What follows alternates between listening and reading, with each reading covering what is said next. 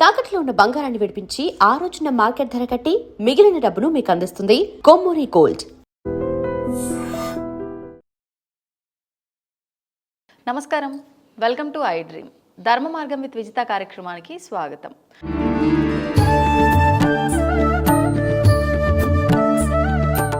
ప్రస్తుతం మనతో పాటు ఉన్నారు వేద పండితులు పవన్ కుమార్ శర్మ గారు. వారితో మాట్లాడే ముందు మీ అందరికీ కూడా సంక్రాంతి పండుగ శుభాకాంక్షలు. నమస్కారం అండి. శ్రీమాత్రే నమః. సంక్రాంతి శుభాకాంక్షలు అండి మీ అందరికీ కూడా, అలాగే ఐ డ్రీమ్ ప్రేక్షకులందరికీ సంక్రాంతి శుభాకాంక్షలు. ధన్యవాదాలండి. నా తరపున, ప్రేక్షకులందరి తరపున కూడా. అయితే ఇంకా మీకు అర్థమైపోయింది నేనేం మాట్లాడబోతున్నానని. ఈ పండుగ యొక్క విశిష్టత, సంక్రాంతి పండుగ 3 రోజులు పెద్ద పండుగగా జరుపుకుంటాము. ఎందుకు జరుపుకుంటున్నాము, అసలు జరుపుకోవాల్సిన దానికి వెనకాల ఏదో ఒక ఆంతర్యం ఉంటుంది. ఆంతర్యం ఏంటో వివరించండి. తప్పకుండా. మన తెలుగు వాళ్ళందరికీ కూడా ప్రత్యేకించి పెద్ద పండగ అని పిలుచుకునే పేరు ఈ సంక్రాంతికి అన్నమాట. మిగతా పండుగలన్నిటికీ వేరు. అవును, మొత్తం సంవత్సరం మొత్తంలో మనం గమనిస్తే దీనికి పెద్ద పండుగ అనే పేరుతో పిలుస్తాం. దీన్ని మనం తత్వరహస్యంగా మనం గమనించినట్లయితే భోగి అనేటటువంటి దాంట్లో మనకి పండుగలు మొదలవుతాయి. భోగి, సంక్రాంతి, కనుమ 3 పేర్లు చెప్తున్నాం. 4వది ముక్కనుమ అనేది కూడా చేస్తారు. 4 రోజులు చేసే సంప్రదాయం కూడా ఉంది. అంటే కనుమ రోజు చేసిన తర్వాత ముక్కనుమ రోజు కదలరు, మళ్ళీ ఊళ్ళల్లోనే ఉండి ముక్కనుమ ప్రయాణానికి పనికిరాదు అని చెప్పని ఆ కనుమ తరువాత రోజు ప్రయాణాన్ని చేయరు. అంటే కనుమ రోజు కాదు ప్రయాణం చేయకూడదు, ముక్కనుమ రోజు ప్రయాణం చేయకూడదు. అందువల్ల ఆ ముక్కనుమ అనేటటువంటి దానికోసమని మళ్ళీ 4వ రోజు కూడా ఉండి ఆ తర్వాత ఎటు వాళ్ళు అటు ప్రయాణం చేయడం అనేటువంటిది లోకంలో మనకు కనిపిస్తుంది. సరే, ఇక భోగి అనేటటువంటి దాని దగ్గరికి వచ్చేసరికి, భోగి అనేటటువంటిది భోగమును అనుభవించేటటువంటిది అనేది మనకు అందులో కనిపిస్తున్న అర్థం. ఆ పేరులో మనకు అర్థం కనిపిస్తుంది. కాకుండా మనకి 3 రకాల అర్థాలు తత్వరహస్యంగా చెప్పారు.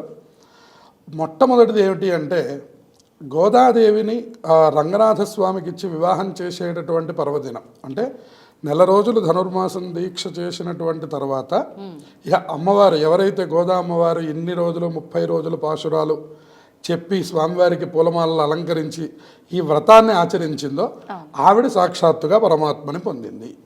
పరమాత్మని పొందడమే నిజమైనటువంటి భోగం అని చెప్తున్నారు అన్నమాట. మనం అనుకుంటున్న భోగం కాదు ఇది పరమాత్మని చేరడం. అయితే పరమాత్మని చేరడానికి ఏదైనా ఒక ప్రత్యేకమైన రోజు ఉందా అంటే, ఆవిడ సహజంగా జన్మించి మనందరిలాగానే అలా మనకి ప్రారంభం చేసి వెళుతూ ఉన్నటువంటి యొక్క 4 రోజుల దీక్షకి సాంగతంగా రేపటి రోజున భోగి రోజున గోదా రంగనాథ స్వామి కళ్యాణం చేయడం, అలాగే ఆ రంగనాథ స్వామి పక్కన గోదాదేవిని చేర్చడం. మిగతా అప్పుడు గోదాదేవిని మనం కనిపించం, కేవలం ఈ సందర్భంలో మాత్రమే మనకు కనపడతారు. ఇది ఒక రహస్యం. ఇక రెండవది, భోగి అనేటటువంటిది పీడలను వదిలించుకోవడం అని చెప్తోంది రెండవ రహస్యం. అయితే పీడలంటూ ఏముంటాయండి, మనం అంతా పాజిటివ్గా ఉంటాం. మనకేంటి పీడ అంటే, ప్రతి వాళ్ళకి ఒక పీడ ఉన్నది. పీడ అన్న శబ్దానికి అర్థం మనలో ఉండే నెగిటివ్ అనండి, మన మీద ఉండే నెగిటివ్ అనండి, రెండనండి. ఏంటండి డిఫరెన్స్ ఏంటి అంటే, మనలో ఉండే నెగిటివిటీ అంటే మనం భావించేటటువంటి నెగిటివిటీ. అంటే మనం ఎదుటి వాళ్ళని తిట్టడం కానివ్వండి, మనలో ఉండే కోపము, మనలో ఉండే మోహము, మదము, మాత్సర్యము, వీటన్నిటికీ మనలో ఉండే నెగిటివ్. మాకేం సంబంధం లేదండి, మేము బాగానే ఉన్నాం, కానీ ఎదుటి వాళ్ళు మా మీద ఏడుస్తూ ఉన్నారు. ఇది మన మీద ఉండే నెగిటివిటీ. లోపల ఉన్న నెగిటివిటీ, మీద ఉన్న నెగిటివిటీకి చాలా తేడా. ఏదున్నా ఇబ్బంది. ఈ రెండింటినీ మనం అనుభవించాల్సి. దీన్ని తీసుకోవడానికి ఏదైనా ప్రత్యేకమైన రోజు ఉందా? దీన్నే మనం నరఘోష అంటున్నాం, ఇంకా రకరకాల పేర్లతో పిలుస్తున్నాం. ఈ పీడ వదిలించుకోమని ప్రత్యేకంగా చెప్పింది ఈ భోగి రోజున. అటువంటి భోగి పొద్దున్నే ప్రాతకాలంలో నిద్రలేచి ఎవరైతే చక్కగా ఒంటికి నూనె రాసుకొని అభ్యంగన స్నానం చేస్తారో ముందు మన మీద ఉన్నటువంటి పీడ పోతుందని చెప్పారు. ఎప్పుడైతే భోగి మంటలు వేసి ఇంటికి కనుక దగ్గరలో కానీ ఇంటి ఆవరణలో కానీ ఆ భోగి మంటలు వేస్తారో, అందుకనే ఒక్క చిన్న మంట అయినా సరే మన ఇంటి దగ్గర, ఇంటి గుమ్మం దగ్గర వెలగాలని చెప్పారు. ఆ భోగి మంటకి అంత పెద్ద ప్రాధాన్యత ఉంది. దాని రహస్యం కూడా మనం చెప్పగలం. అసలు ఏ సమయంలో వేయాలి ఈ భోగి మంట అనేది? ఇది సూర్యోదయాత్ పూర్వమే వేయమని శాస్త్రం మనకి తెలియజేస్తుంది. సుమారుగా 6 లోపలే 6, 7 ఇప్పుడు మనకి చీకటి పడి కాస్త చీకటి వెళ్ళిపోవాలి అంటే మనకి 7 కూడా అవుతుంది. అవును అవును సరే కనీసం మరి తెల్లవారుజాము 4 గంటలకు లేవలేకపోయినా కనీసం 7 లోపలగా అవును మీరు కనీసం భోగి మంటలు వేసుకొని స్నానాలు పూర్తి చేసుకుంటే మనం భోగిని సుసంపన్నం చేసుకున్నట్లు. ఎప్పుడైతే ఇంటి దగ్గర మనం ఈ భోగి మంట వేస్తామో ఇంటికి పట్టిన పీడ వదిలిపోతుంది అని చెప్పారు. ఇక మూడవది చూడండి, భోగి పళ్ళు అని పిల్లలకి పోస్తారు. అవునండి దాని ద్వారా మన మీద ఉన్నటువంటి పీడ వదిలిపోతుందని చెప్పారు. ఇలా 3 రకాలుగా ఈ భోగి యొక్క పీడని వదిలించుకోమంటోంది శాస్త్రం మనకి. ఇక్కడి నుంచి ఇప్పుడు ఎక్కడైతే ఈ భోగి నుంచి మనకి పీడ వదిలిపోయిందో తర్వాత రోజు వచ్చేటటువంటి సంక్రాంతిని మనం పూర్ణంగా అనుభవిస్తాం. ఇక సంక్రాంతి దగ్గరికి వచ్చేసరికి చూడండి, సంక్రాంతి అనేది ఉత్తరాయణ పుణ్యకాలం. ఉత్తరాయణము అన్న శబ్దానికి అర్థం 6 మాసాలు దక్షిణాయనము, 6 మాసాలు ఉత్తరాయణం. సూర్యుడు ఎప్పుడైతే ధనుస్సు రాశిలో నుంచి మనం ధనుర్మాసంగా ఇన్ని నెల రోజుల పాటు చేసుకున్నామో దీన్ని దాటి మకరంలోకి ప్రవేశిస్తున్నాడు. ఎప్పుడైతే మకరంలోకి సూర్యుడు ప్రవేశించాడో అప్పుడు సమస్తమైనటువంటి దేవతలందరికీ కూడా పగలు ఏర్పడుతుంది అని చెప్పారు. అంటే దేవతలకి పగటి కాలం ఇది. ఇప్పుడు ఈ సంక్రాంతి నుంచి 6 నెలల పాటు మళ్ళీ ఆషాఢ మాసంలో దక్షిణాయనం వచ్చేంత వరకు ఉన్నటువంటి ఈ కాలం ఏదైతే ఉందో ఇది పగలు. అంటే మనలాగా ఒక ఇన్ని గంటలు ఒక డేలో 24 గంటలు చీకటి, ఒక 24 గంటలు పగలు ఇలా ఉండదా? అంటే మాసాలలాగేనా? మాసాలు వాళ్ళకి మనకి ఎప్పుడైతే మనకి ఒక నెల రోజులు గడుస్తుందో వాళ్ళకి ఒక గంట కాలం గడిచినట్లు. అంటే ఈ 6 నెలలకి మనకి అంత డిఫరెన్స్ ఇచ్చారు. ఇప్పుడు జరుగుతున్న ఈ 6 నెలలు పగటి పూట ఒక 12 గంటల కాలం. మనకు ఒక నెల గడిస్తే వాళ్ళకి ఒక 2 గంటల కాలం గడుస్తుంది. అలా మనం గనక బేరీజ్ వేసుకుంటే, అయితే మీరు అసలు ఇలా ఉంటుందా అండి అని మీరు ప్రశ్నించారనుకోండి, వెంటనే ప్రశ్న ఏమొస్తుందంటే మనకి అమెరికాకే ఇంత తేడా పెట్టారే, మనం పగట్లో ఉంటున్నాం వాళ్ళు రాత్రిలో ఉంటున్నారు, మరి ఇంత తేడా ఉన్నప్పుడు ఊర్ధ్వ లోకాలకి ఎంత తేడా ఉండాలండి. కాబట్టి ఇప్పుడు మీరు చంద్రగమనం చేసి ఇప్పుడు చంద్రయానాన్ని మనకు అక్కడికి వెళ్ళి వచ్చినటువంటి వాళ్ళ అనుభవాలు కూడా కొన్ని మనం దీంట్లో మిళితం చేసుకోవచ్చు. కాబట్టి ఏంటంటే ఇక్కడ మనకి గమనం ఎప్పటికీ మారిపోతూ ఉంటుందని చెప్పారు. దీన్ని మనకి పితృదేవతా సంబంధమైన పండగే కాబట్టి ఈ విషయం కూడా మనం చెప్పుకోవచ్చు. సంవత్సరానికి ఒక మారు తల్లిదండ్రులకి తద్దినాలు పెడుతున్నాం. అయితే అది ఎలా సాధ్యం అండి అంటే సంవత్సర కాలం మనకు గడిస్తే వాళ్ళకి ఒక్క రోజు గడుస్తుంది. అందుకని సంవత్సరానికి ఒకసారి తద్దినం వచ్చి అంటే ఇంకా ప్రతిరోజు ఆచరిస్తున్నట్టే అంటే వాళ్ళ దృష్టిలో మనం ప్రతిరోజు ఆచరిస్తున్నట్టు, మన దృష్టిలో మనం ఇంకా భూమి మీదే ఉన్నాం కాబట్టి కరచరణాదులతో మనం ఉన్నాం కాబట్టి పితృలోకానికి మనం ఉండే మనుష్య లోకానికి ఉన్నటువంటి తేడాన్ని గమనించుకుంటే ఈ రెండిటికి సంవత్సర కాలం వ్యత్యాసం ఉందని చెప్పాడు. అందుకని ఈ పితృదేవతలకి ఉండేటటువంటి యొక్క కాలమానానికి దేవతలకి మనకి ఉండేటటువంటి కాలమానానికి అలాగే మనకి ఇక్కడ లోకల్లో కూడా మనం అనేకమైనటువంటి కాలమానాలు, పగలు రాత్రి, మనకి పగలైతే వాళ్ళకి రాత్రి, వాళ్ళకి రాత్రి అయితే మనకి పగలు, ఇట్లా మనం అనేక మార్పులు చూస్తున్నాం. ఇప్పుడు మనకి సూర్య భగవానుడు ఎప్పుడైతే మకర రాశిలోకి ప్రవేశించాడో అప్పుడు మనకి ఏమైపోయింది అంటే ఆ దేవతలందరికీ కూడా పగలు ఏర్పడాయి. పగలు వచ్చేసరికి దేవతల దగ్గర నుంచి అందరూ యాక్టివేట్ అవుతారు, అంతే కదండి. పగలు కాగానే మనం అందరం ఫ్రెష్ అవుతాం, ఇవాల్టి కార్యక్రమాలు ఏంటి అని మొదలు పెట్టినట్లుగా దేవతల సైతం కూడా ఉత్తరాయణం వచ్చేసరికి అప్పటి వరకు ఉన్నటువంటి ఈ తపఃకాలం ఏదైతే ఉందో దక్షిణాయనం అంతా తపస్సు చేయమన్నాడు. అందుకే మనకు కార్తీక మాసం ఉపవాసాలుండి రాత్రిపూట చేయడం, అలాగే ధనుర్మాసం ఇది తెల్లవారుజామున పూర్తి చేయండి అనడం, ఇవన్నీ మనకి సుమారుగా రాత్రికి సంబంధించినటువంటి యొక్క ఉపాసనలే ఎక్కువ ఇచ్చారు. ఆశ్వీజ మాసంలో చేసే నవరాత్రులు కానివ్వండి అన్నీ కూడా మీకు రాత్రికి సంబంధంగా. ఎప్పుడైతే మీకు ఇక్కడ ప్రారంభమైందో ఇక్కడి నుంచి మీకు అంతా పగలు కనపడుతుంటుంది. మీకు చూడండి రాత్రి సంబంధమైన పండగలు మనకి ఎక్కువ కనపడవు, మనకు అన్నీ కూడా ఉదయ సంబంధమైనటువంటి పండగలు కనపడడం, ఉదయం పూట కార్యక్రమాలు జరగడం, దీన్నే ఉత్తరాయణం అనడం. ఉత్తరాయణంలో అనేక శుభకార్యాలు చేస్తూ ఉండడం, ఉత్తరాయణంలో కొన్ని యజ్ఞములు చేస్తూ ఉండడం, ఉత్తరాయణానికి సంబంధించే దేవతా సంబంధమైన ప్రతిష్టా కార్యక్రమాలు చేస్తూ ఉండడం, ఇలా మొత్తము సంబంధించింది ఉత్తరాయణానికి సంబంధించింది. కాబట్టి ఈ ఉత్తరాయణం మకర రాశిలోకి సూర్యుడు ఎప్పుడు ప్రవేశిస్తున్నాడో జ్యోతిష్య శాస్త్రం ప్రకారం కూడా ఇక్కడి నుంచి మకరం దగ్గర నుంచి కర్కాటకం వరకు సూర్యుడి గమనాన్ని 6 నెలల పాటు ఉత్తరాయణం అని. అవును. అలాగే మనకి కర్కాటకం నుంచి మకరం దాకా వచ్చే 6 నెలల పాటు దక్షిణాయనం అని చెప్పారు. కాబట్టి ఎప్పుడైతే సూర్యుడు అందులోకి ప్రవేశించాడో అది అద్భుతమైనటువంటి సంక్రాంతి అన్నారు. సంక్రాంతి అన్నదానికి అర్థం ఏం చెప్పారంటే చక్కనైనటువంటి కాంతి కలిగినటువంటిది. సూర్యుడు అంటేనే ప్రకాశం. ప్రకాశం. సమ్ అన్న శబ్దానికి బాగా అనే అర్థం, అంతే కదండి. అవును. మనం ఏదైనా బాగుంది అని అనుకున్నప్పుడు మనం దాన్ని సమ్ అనేటటువంటి పేరుతో చెప్తూ ఉంటాం అన్నమాట మనం. అట్లాగే శుభప్రదం, బాగా ఉంది, శుభప్రదంగా ఉంది, చూడడానికి బాగుంది, వినడానికి బాగుంది అనుకున్నప్పుడు మనం శుద్ధమైనటువంటి గానం. ఉదాహరణకి గీతం అంటే పాట అని అర్థం, సంగీతం అంటే వినసొంపుగా ఉండేది అని అర్థం. ఇట్లా మనం కొన్ని పదాలు తీసుకోవచ్చు.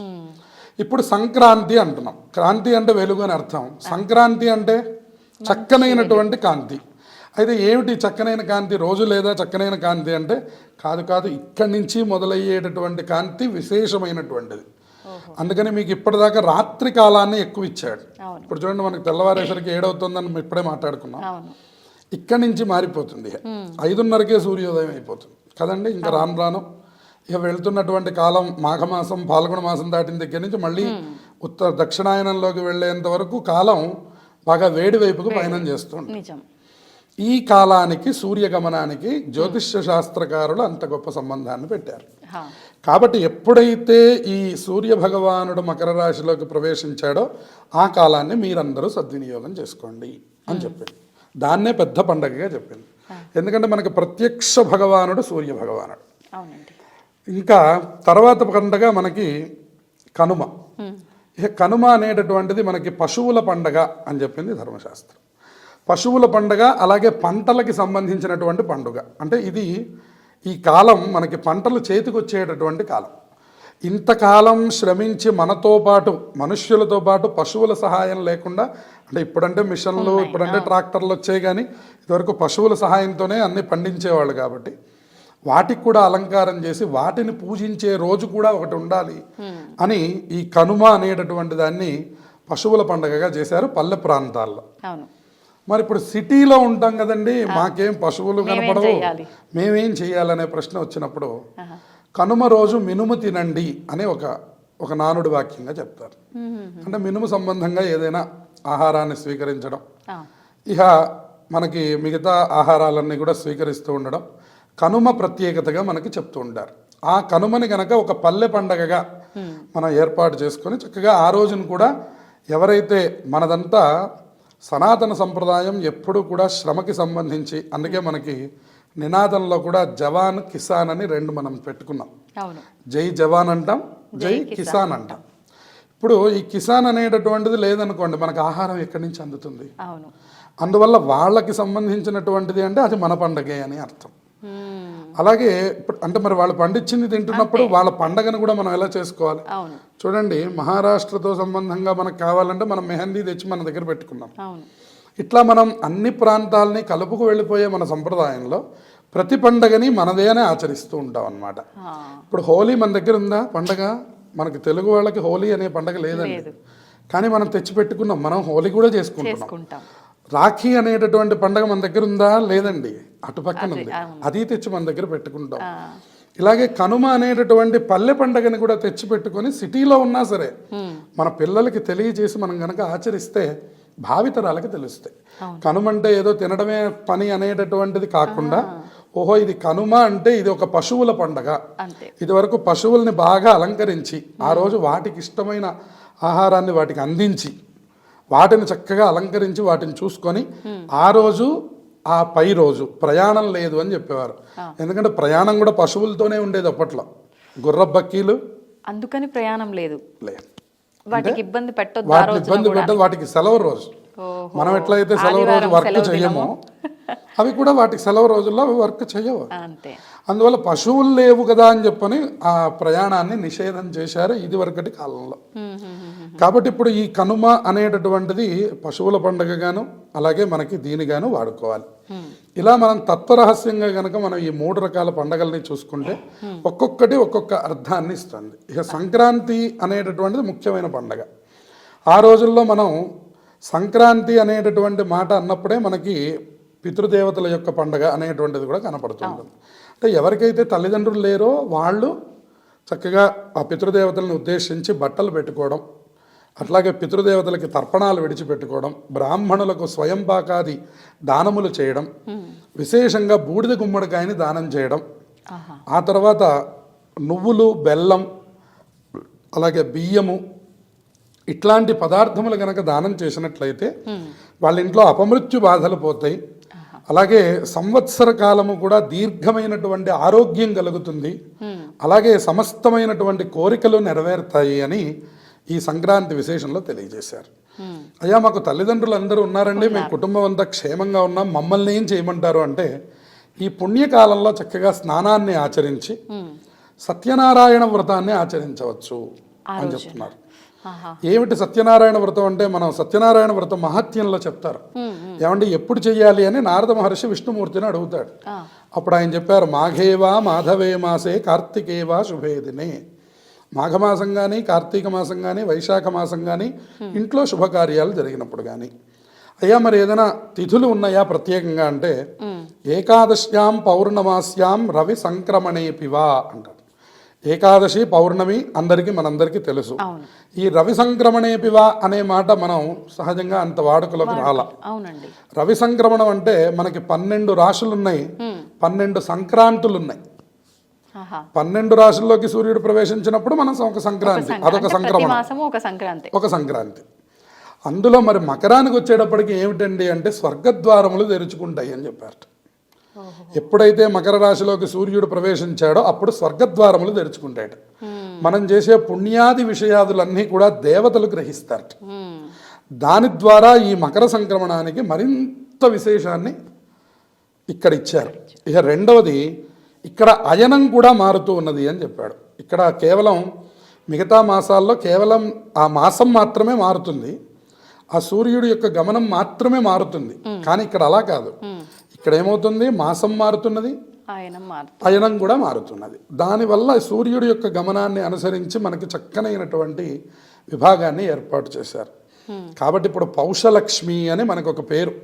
పుష్యమాసంలో లక్ష్మీదేవిని పొందండి అని. అంటే అప్పుడు పంటలన్నీ పుష్యమాసంలో చేతికి వస్తాయి. ఇదివరకు గ్రామీణ లెక్కల్లో ఇవన్నీ చాలా గొప్పగా పౌషలక్ష్మి అంటుండేవారు. ఈ లక్ష్మి వచ్చేటటువంటి సందర్భానికే అందరూ చక్కగా ఆ వరి కంకులతో కూడినటువంటి తోరణములు కట్టుకోవడం, ఇదంతా కూడా ఒక పల్లె పండుగ. ఈ పల్లెలే మనకి పట్టుకొమ్మలు. చూడండి, మనకి ఒక భూమికి సంబంధించిన ప్రకృతి మార్పులు తెలుసుకోవాలన్నా, ఇట్లాంటి పండగలకి సంబంధించినటువంటి చక్కటి సంస్కృతిని తెలుసుకోవాలన్నా మనకి పల్లెటూళ్ళల్లోనే బాగా తెలుస్తుంది.